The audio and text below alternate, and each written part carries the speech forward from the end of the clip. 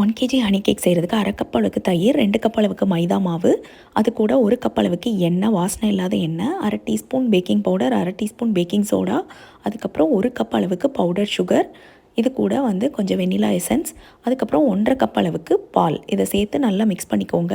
இப்போ இந்த பேட்டரை எண்ணெய் தடவின பேனில் ஊற்றிக்கோங்க. ஊற்றிட்டு நல்லா தட்டி விட்டுக்கோங்க. தட்டினா தான் அதில் இருக்க கேப்லாம் போகும்.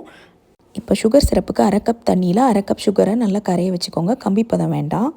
இப்போ அவனை 10 மினிட்ஸ் ப்ரீ ஹீட் பண்ணி 20 மினிட்ஸ் பேக் பண்ணி எடுத்துக்கோங்க 175 டிகிரி செல்சியஸில். இப்போ சுகர் சிரப்போட தேன் விட்டு கரைச்சிக்கிட்டு அதுக்கப்புறம் ஒரு பேனில் தண்ணி விட்டு கொஞ்சம் ஜாமை கரைச்சிக்கோங்க.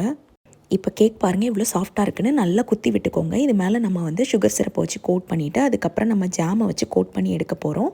அதனால் நல்லா குத்தி விட்டு உள்ளெல்லாம் இறங்கணும். அதை நல்லா ஊற வச்சு சாப்பிட்டா சூப்பராக இருக்கும்.